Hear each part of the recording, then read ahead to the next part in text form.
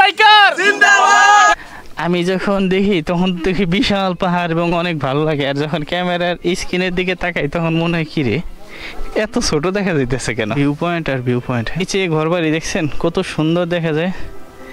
ভালো, এর একেবারে মেঘের ভিতরে থাকে, পাহাড়ের ভিতর থাকে। যদি এখানে একটা রাত কাটাইতে পারতাম। Okay, let's go.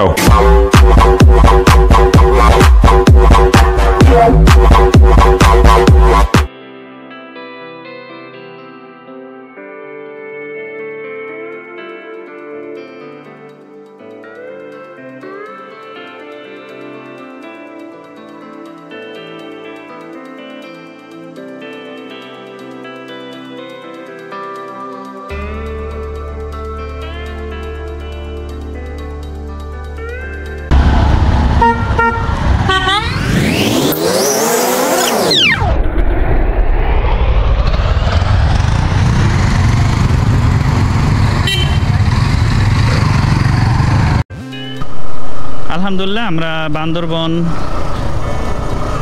সদর থেকে চলে যাচ্ছি। আমাদের সাথে আমার পিছনে অনেক বাইক আছে, অনেক বাইক। যে দেখুন টেকেরহাট বাইকাররা বাংলাদেশের যত ট্যুরিস্ট স্থান আছে সব জায়গায় আছে ইনশাল্লাহ টেকেরহাট বাইকার।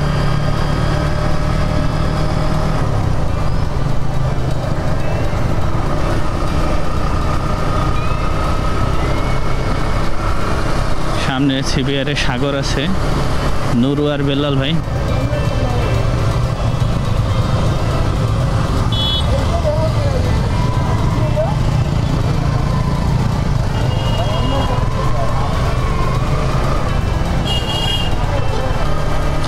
ভাই দেখেন সুন্দর লাগতেছে না সব টেকেরহাট বাইকাররা? 7টা-8টা বাইক, আমরা মোট 13 জন মানুষ। আমরা এখন বান্দরবন জেলার আশেপাশে যে ট্যুরিস্ট স্পট আছে, ভিউ পয়েন্টগুলো আছে, এই সমস্ত ভিউ পয়েন্টগুলো হলো আমরা দেখব। এই হচ্ছে বান্দরবন আপনার বাস স্ট্যান্ড। রাতে আমরা একটু সামনে খাওয়া দাওয়া করছিলাম। ভাই এত সুন্দর মানে চাপ আমি আমার লাইফে কখনোই খাই না। এটা কীরকম জানি, একটু মিষ্টি, শুধু পেঁয়াজ দিয়া সিস্টেমটা করে। আমাদের ঢাকায় যেরকম অনেক সবজি দেয়, অনেক ইটি করে, এরকম না। আর অন্যরকম দেখতে, একেবারে রেড কালার, সেই ভাই খুব ভাল লাগে। এটা হলো আপনার বান্দরবন বাস স্ট্যান্ড। এখানেই সব বাসগুলো আসে, এবং যারা বাসে আসে এখান থেকে তারা হলো এই যে লেগুনা, মাহেন্দ্র, চান্দের গাড়ি সরি লেগুনা না, এইগুলা ভাড়া করে। অ্যাকচুয়ালি আমরা যেরকম ঢাকায় আমরা বলি কি লেগুনা, আর এখানে বলে চান্দের গাড়ি, অনেক জায়গায় বলে জিপ, মানে এক এক এরিয়া ভিত্তিকে এক একটা নাম।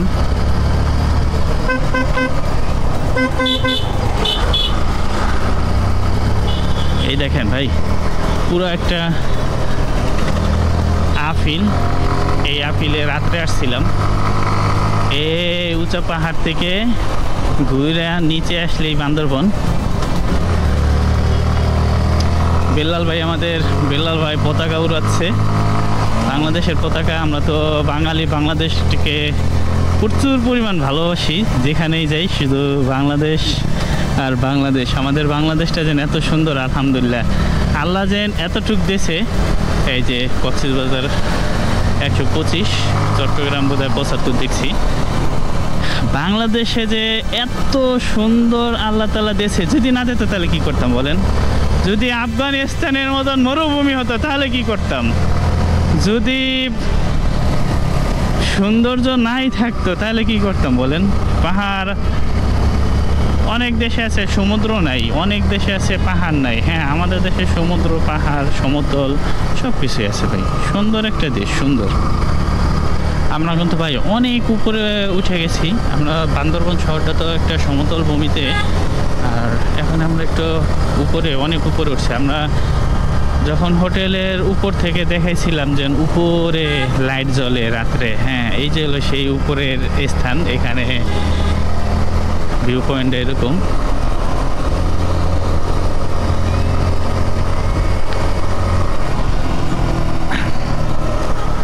অনেকগুলো বাইক নিয়ে ভ্রমণ করার ভিতরে একটা অন্যরকম মজা, যদি সবাই নিজের ভাই বেড়াদার আর মন মতন মানুষ হয়। হ্যাঁ, এখানে যারা আছি আলহামদুলিল্লাহ সবাই খুবই ভালো, খুবই মন মতন একটা মানুষ।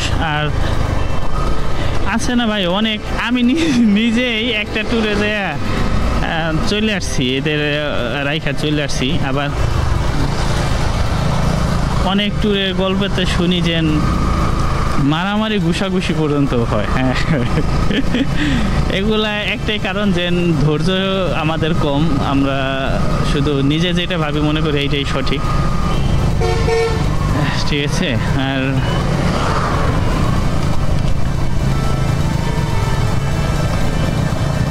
কিন্তু আমাদের এতগুলা মানুষ, তারপরে কোনো ধরনের সমস্যা নেই। আমরা নীলাচল ভিউ পয়েন্টে চলে আসছি। গতকালকের ভিডিও যারা দেখছেন ওইটার ভিউ পয়েন্ট আর আজকের ভিউ পয়েন্ট এক না। আপনারা একটু কমেন্ট করে জানাবেন যে আজকের ভিউ পয়েন্টটা বেশি সুন্দর লাগতেছে নাকি কালকের ভিউ পয়েন্টটা। নীলাচল চলে আসছি ভাই, দেখেন এই যে এদিকে তাকায় দেখেন এখনো কিন্তু এখানে মেঘ আছে। হ্যাঁ, আরও যদি আমরা সকালবেলা আসতে পারতাম তাহলে কিন্তু আরও সুন্দর ভিউ এবং আরো অনেক বেশি মেঘ পেতাম। আজকে আমাদের ভাগ্যটা অনেক ভালো, দেখেন পুরাই মেঘ, পুরাই মেঘ। এখানেও মেঘে ঢাকা ছিল, মানুষের চলাচল দেখে মেঘ কেটে গেছে। দেখেন ভাই ও যে সাদা লেয়ারে লেয়ারে মেঘ, দেখেন তো ভাই। এই যে দেখেন, এই যে ক্যামেরায় বোঝা যায় কিনা, এই যে মেঘ, এই যে মেঘ এখান দিয়ে উঠতে আছে। এই দেখেন এই যে মেঘ, ঠান্ডা। এই যে মেঘ, এই দেখেন এই যে উঠতে আছে, এই যে পাশ দিয়ে আসতেছে। কুয়াশা ভাই, কুয়াশা অনেক ঘন থাকে আর মেঘ অনেক পাতলা থাকে।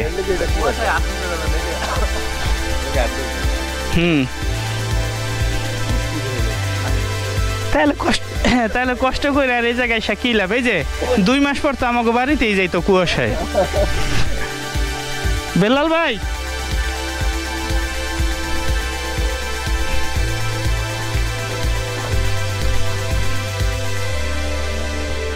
দেখেন, এই যে একেবারে মেঘের ভিতরে আছে আমরা। এই সামনে কি আছে তাও দেখা যায় না, তাই না? কেমন লাগতেছে বলতো?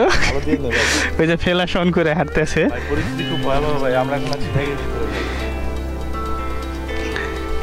সাগর কিন্তু এত বেশি মেঘ দেখা ভয় পাইতেছে।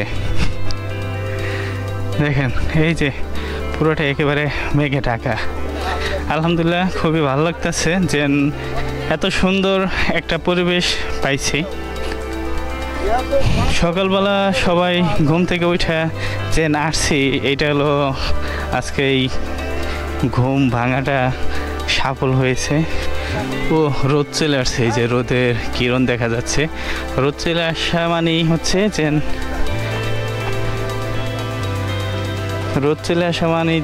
মেঘ চলে যাবে। এই যে দেখেন এদিকে কি আছে না আছে টোটালি কিচ্ছুই দেখা যায় না, পুরোটাই একেবারে মেঘে ঢাকা, মেঘ আর মেঘ। ভাই যদি আজকে একটা ড্রোন থাকতো তাহলে এত সুন্দর একটা ভিউ, একটা ড্রোনকে মিস করতেছি। একটু দেখেন ভাই ভিউগুলো দেখেন, একেবারে মেঘে ঢাকা, মেঘে ঢাকা, মেঘে ঢাকা। ভাই বেলাল ভাই আইসে তো প্রথম দেশে চেক করতেন, ও মাই গড কই আসলাম। ওই দেখেন ভাই নিচে কিন্তু বাড়িঘর আছে। হ্যাঁ, এখানে পাহাড়িরা থাকে। পাহাড়টা দেখেন, বিশাল পাহাড়। হ্যাঁ, আমরাও কিন্তু এরকম একটা উচ্চ পাহাড়েই আছি। কত সুন্দর লাগতেছে, যে একটা ভিউ পয়েন্ট যেন একেবারে পাহাড়ের উপরে একটা জায়গা গাছ।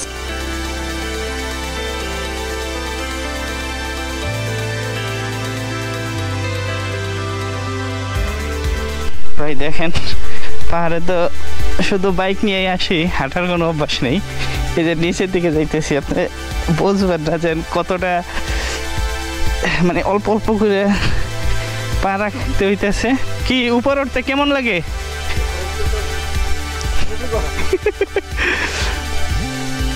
নামতেও কষ্ট, উপরে উঠতেও কষ্ট।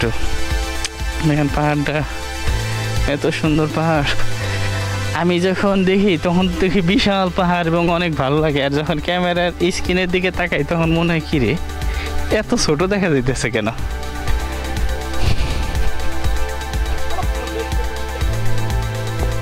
ভিউ পয়েন্ট আর ভিউ পয়েন্ট, বন্ধু সব কাঁপাচ্ছে।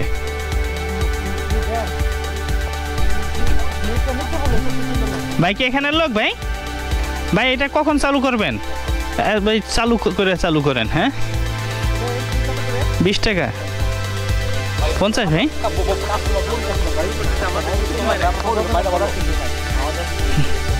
আমরা বউনির কাস্টমার, আমাদের জন্য একটু কম হবে না ভাই? 13 জন ভাই। ও ভাই ও দেখেন